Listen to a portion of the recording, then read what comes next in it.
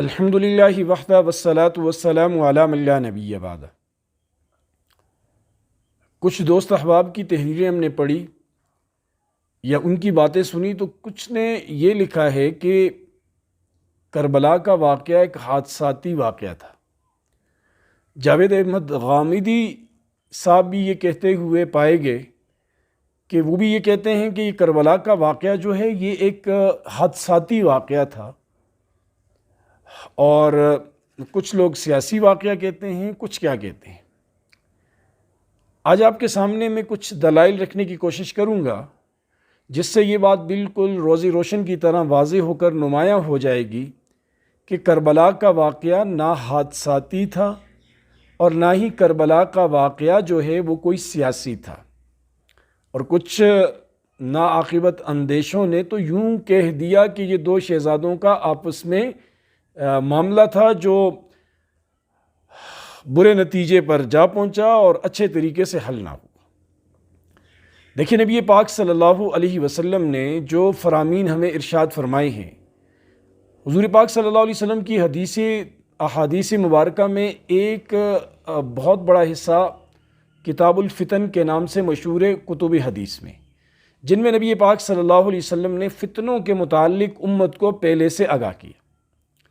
بخاری شریف میں امام بخاری صاحب رحمۃ اللہ علیہ نے کتاب الفتن میں پورا باب باندھا ہے اس بات کے اوپر کہ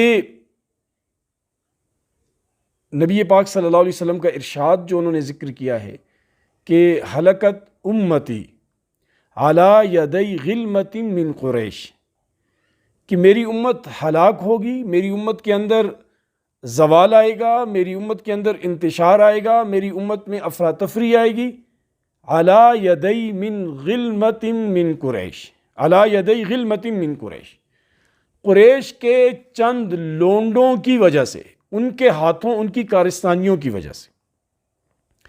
اور بعض روایات میں ہے کہ غلمت السفہاء، بے وقوف قسم کے لونڈوں کی وجہ سے۔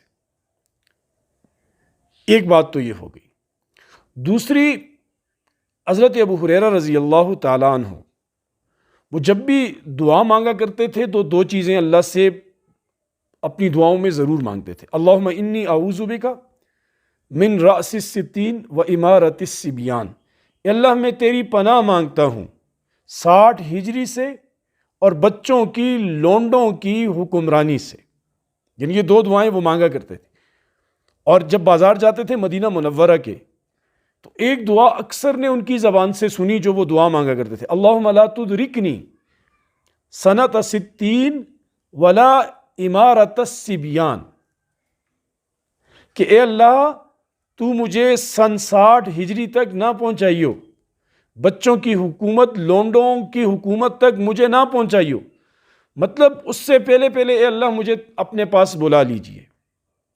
دو چیزیں یہاں ذکر کی ہیں، 60 ہجری اور بچوں کی لونڈوں کی حکومت۔ علامہ ابن حجر عسقلانی صاحب رحمۃ اللہ علیہ ان کو نقل کرنے کے بعد ارشاد فرماتے ہیں، یعنی کہ وہ کہتے ہیں کہ ان دو حدیثوں کی تطبیق بتاتی ہے، حضرت ابو ہریرہ رضی اللہ عنہ کی دعا کی تطبیق بتاتی ہے کہ وہ دو چیزوں کی پناہ مانگتے تھے، 60 ہجری سے اور بچوں کی حکومت سے۔ تو وہ فرماتے ہیں کہ 60 ہجری میں یزید حکمران بنا، تو اب ان میں سے جو ان اولہم یزید، کہ ان بے وقوف سفہاء لونڈوں میں سب سے پہلا وہ یزید تھا۔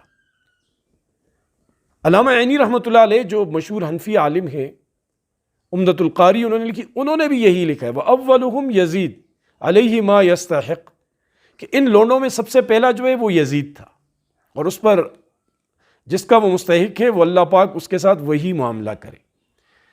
اب ان سے بات واضح طور پر سامنے آتی ہے کہ امت کا بگاڑ، امت کا جو فتنہ تھا وہ 60 ہجری سے شروع ہونا تھا، جب حکومت کی لگام ایسے لوگوں کے ہاتھ میں آنی تھی۔ حضرت ابو ہریرہ رضی اللہ تعالیٰ عنہ چونکہ وہ نبی پاک صلی اللہ علیہ وسلم کے بہت سے رازوں کو جانتے تھے، صفہ کے طالب علم ہونے کی وجہ سے حضور اکثر فرامین ان کے پاس مستحضر ہوتے تھے، اسی لیے یہ ساری چیزیں وہ سمجھتے تھے اور اللہ پاک سے دعا مانگتے تھے، اور وہ بزرگ تھے، اللہ نے ان کی دعا قبول فرمائی۔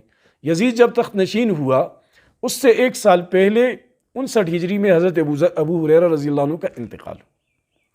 اور بھی بہت ساری روایات ہیں۔ حضرت ام سلمہ رضی اللہ تعالیٰ عنہ کی روایت وہ مشہور و معروف ہے کہ وہ فرماتی ہیں کہ مجھے نبی کریم صلی اللہ علیہ وسلم نے دروازے پہ کھڑا کیا حجرے کے، اور فرمایا کہ اندر کسی کو نہ آنے دینا۔ میں باہر کھڑی تھی کہ حسین چھوٹے سے تھے، وہ بھاگتے ہوئے آئے، میرے روکنے کے باوجود بازوؤں کے نیچے سے گزر کر اندر چلے گئے۔ تھوڑی دیر گزری تھی کہ رونے کی آواز آئی بلند آواز سے۔ میں حیران پریشان ہوگی کیا ماجرا ہے۔ جلدی سے جب اندر گئی تو دیکھا حضور صلی اللہ علیہ وسلم نے حسین کو یوں گلے سے چمٹایا ہے، گلے سے، اور رو رہے ہیں۔ میں نے پوچھا یا رسول اللہ کیا ماجرا ہے؟ تو آپ صلی اللہ علیہ وسلم نے فرمایا ابھی ایک فرشتہ آیا تھا اور اس نے مجھے بتایا کہ آپ کے اس بیٹے کو، آپ کی اس اولاد کو آپ کی امت ذبح کرے گی، یعنی آپ کا یہ بیٹا آپ کی امت کے ہاتھوں شہید ہوگا۔ اس لیے اس سے بھی یہ پتہ چلتا ہے، وہ جنگ صفین کے موقع پر جب حضرت علی رضی اللہ عنہ صفین کی طرف جا رہے تھے، میدانی صفین کی طرف، کربلا کے پاس سے گزرے تو کہنے لگے صبرن یا ابا عبداللہ، اے ابو عبداللہ صبر کرو صبر کرو۔ پوچھا امیر المومنین کس بات کا؟ کہا یہ وہ جگہ ہے جہاں میرے بیٹے حضرت حسین کو شہید کیا جائے۔ اب یہ ساری روایات یہ بتاتی ہیں کہ چونکہ فتنوں کا دور شروع ہونا تھا، تو حضرت امام حسین رضی اللہ تعالیٰ عنہ کو اللہ پاک نے یہ خاصیت دی تھی، یہ ذمہ داری دی تھی فتنوں کا مقابلہ کرنے کے لیے کہ تم نے ڈٹ جانا ہے ان کے مقابلے میں، اور قیامت تک کے آنے والے مسلمانوں کو پیغام دینا ہے کہ تمہارے سامنے بھی فتنے آئیں گے، تمہارے سامنے بھی اس طرح دین کو بگاڑنے کی کوشش کی جائے گی، اس قسم کے بے وقوف لوگ مسندی حکومت پر براجمان ہوں گے، لہٰذا مسلمانوں میرے اسوے کو دیکھنا، میرے طریقے کو دیکھنا، میری زندگی کی اس قربانی کو دیکھنا۔ تو اس لیے غامدی صاحب اور دیگر جو یہ باتیں کرتے ہیں اپنے علم کے بلبوتے پہ کرتے ہیں، حقیقت سے اس کا کوئی تعلق نہیں ہے۔ اللہ پاک ہمیں اہل بیت سے محبت کرنے کی توفیق نصیب فرمائے۔